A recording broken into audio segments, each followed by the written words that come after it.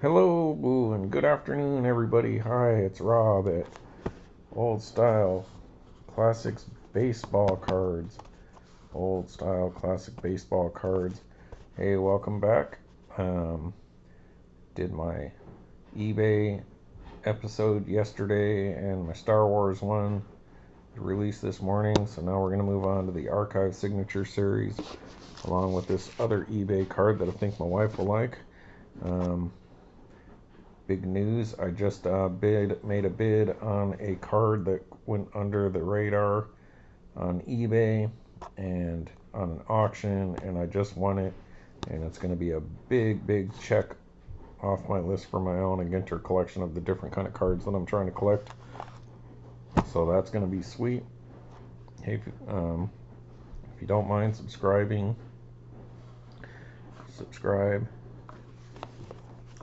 like, leave a comment.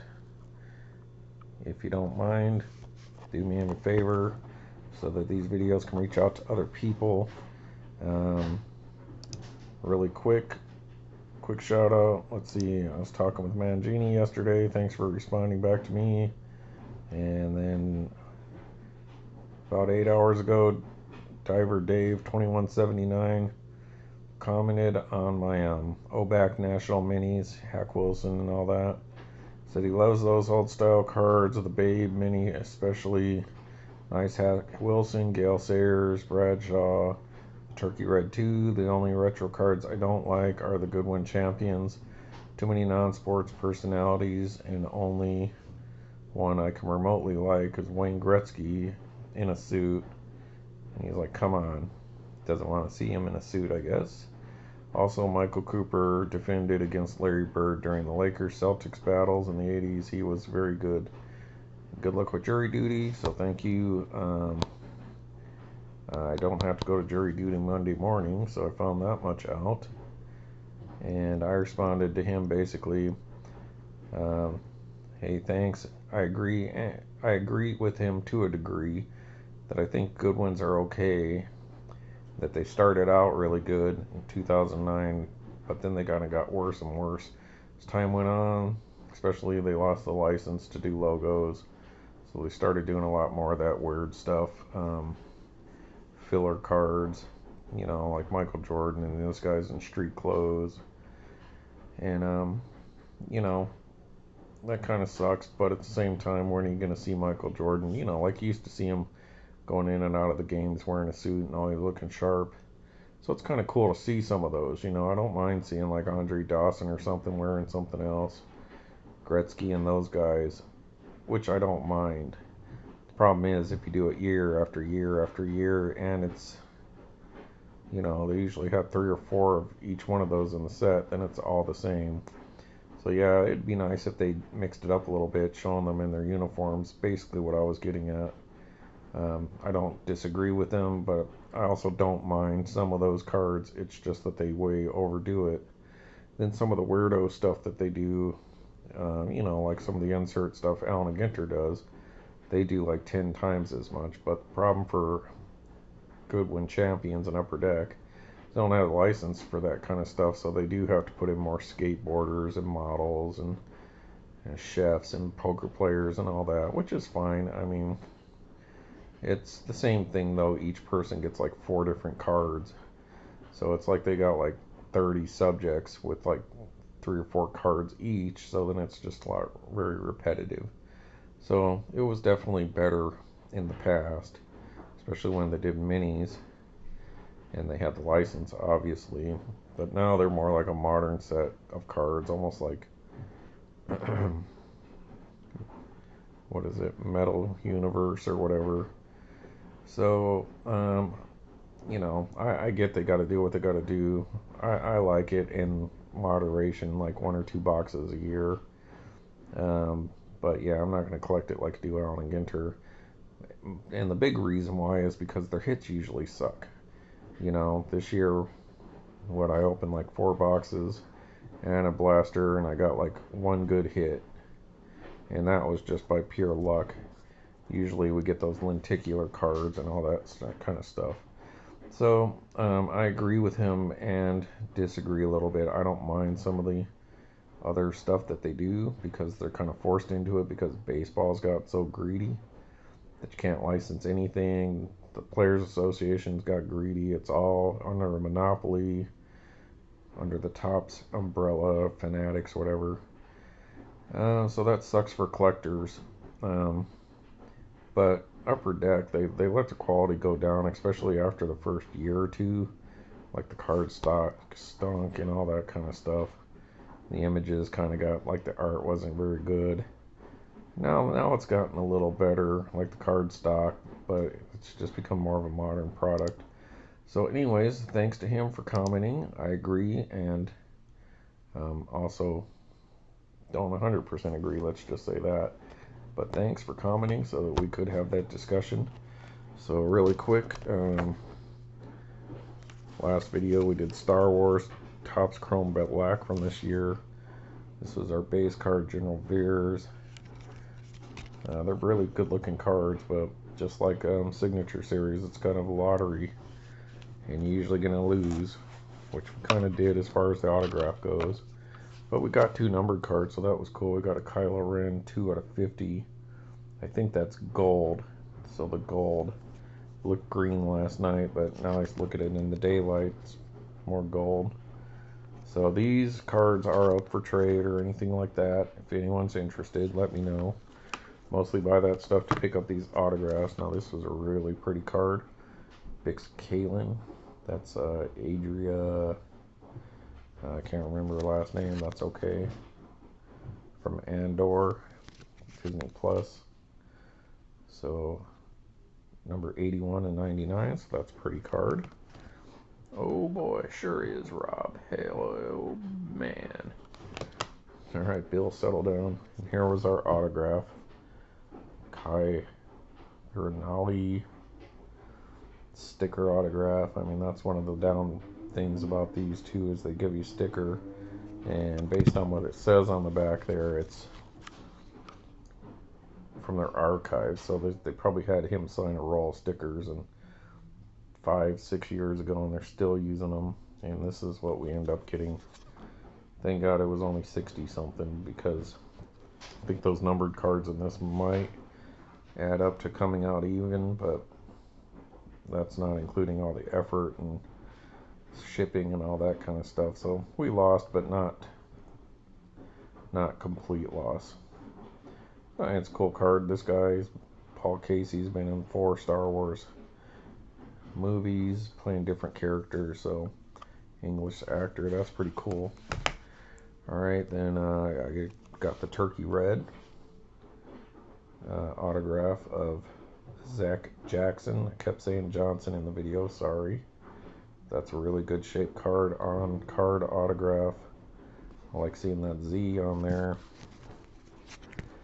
And that's 2005 Turkey Red. I really loved that set. And I think I first saw these after I first saw 2006 Allen and Ginter, and I really liked these two. So just wanted to get one of these autographs. Got some other stuff coming too. Love the texture on those cards. So that's sweet on card autograph. Then we got the Obacks 2011 Hack Wilson, great Chicago Cub. Still owns the Major League Baseball RBI record for a season with the 191 back in 1930 with his 56 home runs. So that's sweet. Then I got a 2011 Stan Musial Oback from the base set. And then I got this set of cards from one person. These are all from the 2011 National. So you can only get these at the NSCC. They're limited to 199. So woo! Ric Flair there. Terry Bradshaw. Same thing from the National. My man Gale Sayers from the Chicago Bears. Brian Song from the National, number 199. Roger Staubach, for you Cowboys fans out there. National. Go watch the other video if you want to see more detail on these. Great Cap Anson, first person to 3,000 hits from the Chicago Cubs, aka White Stockings, 1800s. And Hollywood Hulk Hogan. It's got some other Hulk Hogan stuff, and of course these are tobacco minis, as opposed to the modern size card. So that's what we picked up yesterday. Alright, and I'm going to pause you for a second so I can call my wife in here and show her what we got on eBay, because I think she's going to like it too, people. There's your clue. Alright, hold on a minute. Alright, folks, real quick, I'm going to move this out of the way so that we can open this card. And you know what? Let's go ahead and let her pull this one out. This one came from the Sutton family in Grand Rapids, Michigan. So we'll let her do the reveal. It's already open. Trust me, people. My wife, she'll like this. Ooh! Frank Thomas, the Big Hurt. More like the Big Hunk. Do you like it too, baby? Yeah. Oh, baby, you could say hi to the folks. Hi, folks. It's my wife, Pam, people. So this is an Allen and Ginter visit card there. Alright, let's see what we got. I think this is 2007. I don't know, unless that's 2006. Can you see the numbering down there? It's upside down. Yeah.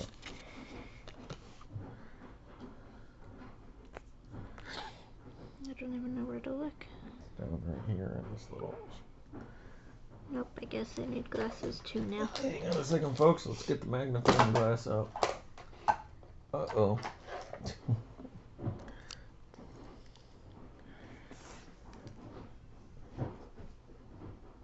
Oh, it's 2006, so that's first year Allen and Ginter. That's why he's on the A's, folks. But look at that. Frank Thomas, Bat Relic from original Allen and Ginter. Top set, mini framed. And the reason I got this was we like Frank Thomas. We love his commercials. Yeah, they're funny. Seems like a nice guy. Yeah, he seems like a nice dude, but I didn't have anything of Frank Thomas. Really? I mean, I have cards of Frank Thomas, but I didn't have any relics, no autograph or anything like that. So I just happened to be looking around at 2006 stuff because that's my favorite set of all time from Topps. And so I saw Frank Thomas there, and it was pretty cheap. I think $5 or $6. And I was like, hey, you know what? I should get that card because he's a Hall of Famer. It's probably cheaper because he's on the...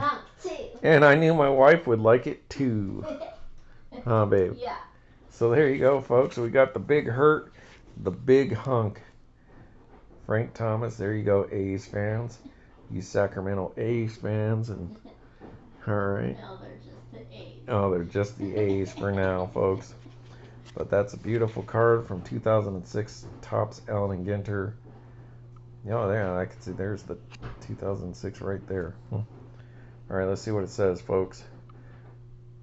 World Champions, Oakland Athletics, Allen and Ginter Relic, AGR-FT. So Allen and Ginter Relic, Frank Thomas. Frank Thomas, this is authentic. Topps Allen and Ginter Relic card features game-used bat of Frank Thomas, star first baseman of the Oakland Athletics. And as you all know, 500 Club, Hall of Famer, and, you know, obviously you're not going to get as much value for him being on the A's or the Rays or any of those guys. You're going to get the people wanting the White Sox card, but hey, I'm happy to have that Frank Thomas card.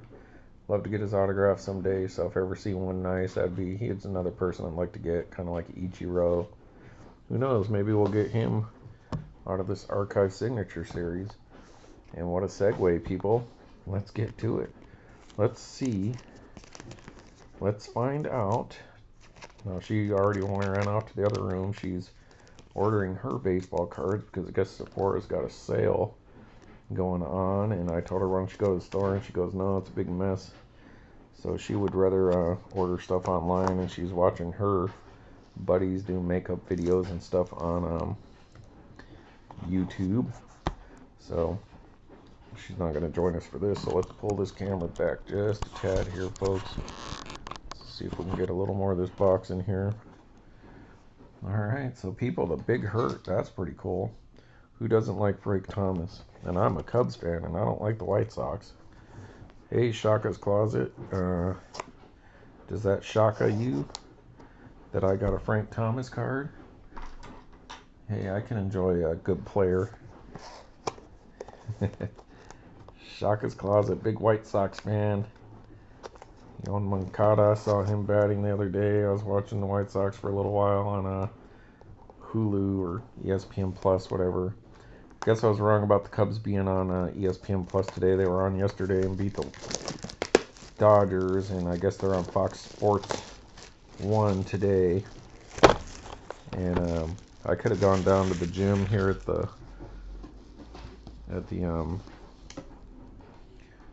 apartments here and probably put it on, but I didn't feel like going down there. I don't know what the score is. Let me pause you for a second to find out. All right, according to Elixir, we lost today 4-1 to the Dodgers, so that's expected. The Dodgers are a good team, so can't expect to sweep them. So I'm glad I didn't go down there to watch it. I would have been pissed. Pardon my French. Pilled. All right, folks. Wouldn't it be something to pull that Hank Aaron card? I would love to get an Ichiro. Obviously, an Andre Dawson, Ichiro. Somebody like Frank Thomas would be cool. Who's some more recent Hall of Famers that would be good? Obviously, Dawson. You know, I wouldn't mind having like an Eddie Murray or Dave Winfield level dude, George Brett, Robin Yount. I don't have any of those guys. Even to get, if I'm gonna get a superstar, it'd be cool to get like Don Mattingly. Oh, I guess Wade Boggs would be another good one to get. Of course, any vintage player, you know. But let's just hope we don't get Star Wars down this, but likely we will. But had some luck on these recently, and I've never opened 2020 on my own self. I believe I've gotten, I think I have a Dawson that I ordered maybe, or one of the Allen and Ginter ones. Alright, so let's see what we get out of this 2020 Topps Archive Signature Series 2020 Retired Player Edition. And alright, well, we'll just be happy that we're getting an autograph buyback card. Alright, are you guys ready? Let's see. 1840. So 10, 9, 8, 7, 6, 5, 4, 3, 2, 1, go. Hey, alright. So that's pretty cool. Maury Wills. Wow, look at that card. Look how old that one is. Is that 75? Alright, let's check this box. So, it may not be exactly the high level as far as like Frank Thomas or something like that, or Ichiro that I'm shooting for, but that's sweet. Hold on a second. Alright, folks, sorry about that. So Maurice Morning Wills, and I should have known better. That's a 1972 card, which is a really important year for me. He is not in the Hall of Fame, though, unfortunately, but who knows, maybe someday as a, you know, a committee Was born October 2nd, 1932. Died September 19th, 2022. So died a couple years ago. American professional baseball player and manager. He played in Major League Baseball as a shortstop, 59-72. And fitting since the Dodgers beat my Cubbies today that we got a Dodger. Let's focus in on him a little more. He won 3 World Series titles, 59 and 65 between those years. Played for the Pirates and the Expos. Credited reviving stolen base, part of baseball strategy. Alright, let's see. He's from Washington, D.C. Died in Sedona, Arizona, which I've been to. Batted switch hitter through right. Came up with the Dodgers June 6, 59. Last played October 4, 72 for the Dodgers. So let's see his stat line. Now keep in mind, dude, this guy's a shortstop. So shortstops are not known for offensiveness.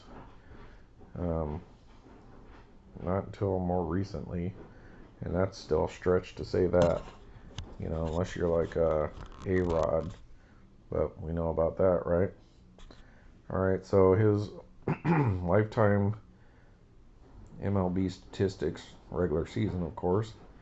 A batting average of 281, 2,134 hits, only had 20 homers, 458 runs batted in, but 586 stolen bases.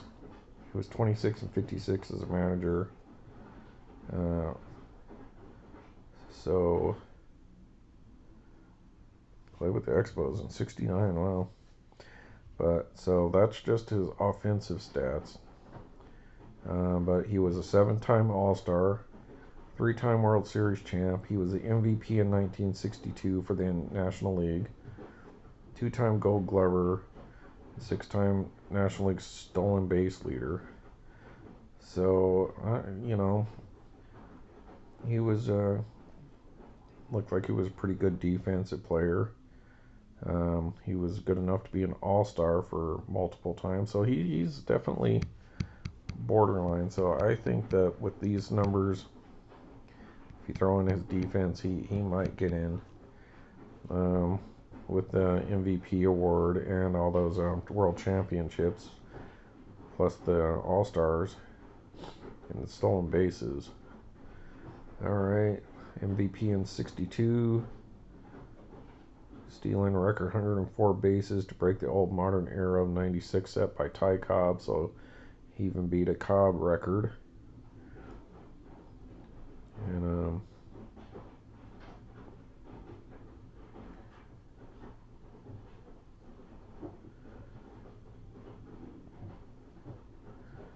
he was MLB All-Star Game Most Valuable Player. He was the first one ever in 62. Alright. So, hang on a second here.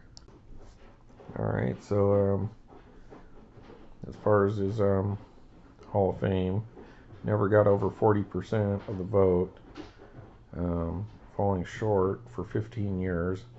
But in 83, he got busted for cocaine possession, which they think at the time crashed his numbers. He was on the Golden Era Committee election ballot in 2015, came up 3 votes short there, and now that they've changed all that, because nobody got elected that year, and in 2016, the committees, Golden Days committees, which cover the period, Wills was on the ballot but not receive enough votes. So, you know, he's gotten close. You know, so it's probably just a matter of time, you know.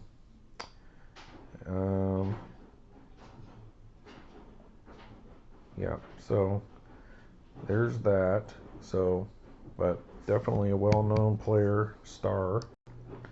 Alright, people, so I did find a matching card. For this is about, they're looking for $45 for the same 72 card on numbered to 20. So, and these other ones are going for 50, 35, you know, similar Archives card. So probably a $35 to $40 card. So, you know, it's not like we won in the sense of um, getting like a major Hall of Famer or something like that. But that's a sweet card to have. That's from my year, so that's 1972 card. And just look at the shape that card is. I mean, if you were a 72 collector trying to fill this card into your set, I mean, the centering is a little light on the left, thick on the right, but not horrible. I would say that's about 55, 60, 40, somewhere in that range. But top to bottom, excellent. Corners look great. Let's take a look at the back. Well, it's kind of surface, looks pretty good. Um, yeah, they picked out a really nice card to do this one in. Um, Centering looks pretty good on the back. Still a little heavy here, lighter up there, but not by much. And those corners look pretty sharp. And you know, that's a 51-year-old card. And look at the shape that they got this in. It almost looks like they pulled this out of a complete set box or something like that, which I don't know if they did. But I would argue that at some point in time he may get in. You know, I would say it's about, I would give this guy about a 60% shot of getting in, as close as he's gotten. The All-Stars, the World Series titles, and the stolen bases top that off with an MVP. You know, he's definitely going to be borderline, but you can make an argument either direction. And this is another one of those situations where I talk about that maybe the Hall of Fame leans a little too heavy on just offensive stats. You know, a shortstop, especially in the 50s and 60s or whatever, is a totally different game back then as far as your shortstop was not likely to be a power hitter. You know, not everyone was Ernie Banks. You know, just think of Ozzie Smith. So obviously he's somewhere in between. You know, he had decent offense. You know, more of a base runner, kind of a hit and run, or you know, maybe lead off kind of guy, and then move along. So you know, you got to look at the career of that person. What was his role? What was he supposed to do? He obviously wasn't a power hitter. So he was get on base and move along, had pretty decent batting average, and over 2,000 hits for a shortstop's pretty cool. And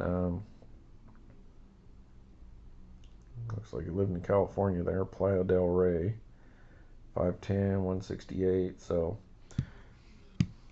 on the Dodgers, I'm sure the Dodgers love this guy. Get to play with them guys like Koufax and Don Newcomb and all of them probably. I'm not a Dodger expert by any means. Let's see what we should show here.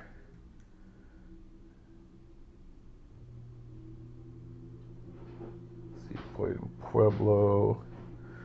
It's funny, I show some of his minor league years. Spokane. There's no Albuquerque at that point in time.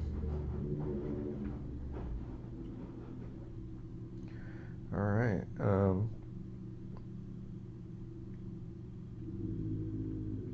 Over 1,000 runs. Not sure what his WAR is.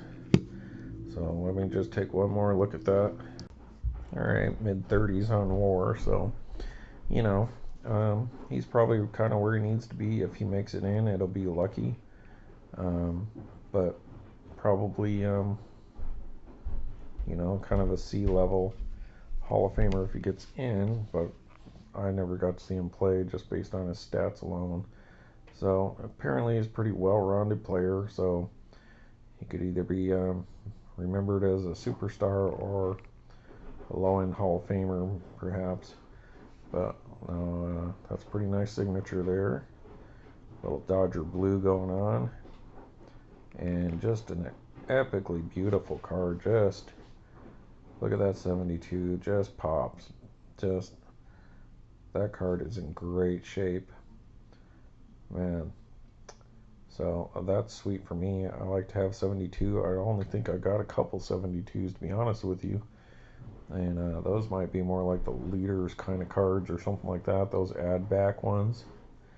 So that's pretty cool. So there we go, folks. Maury Wills. We got the Big Hurt, the Big Hunk, that is. And we still got coming up this Seattle Children's Heroes, one autograph card per box thing. So we'll probably do that a little later tonight. I think I got some eBay stuff showing up today in the mail for old style classics baseball cards.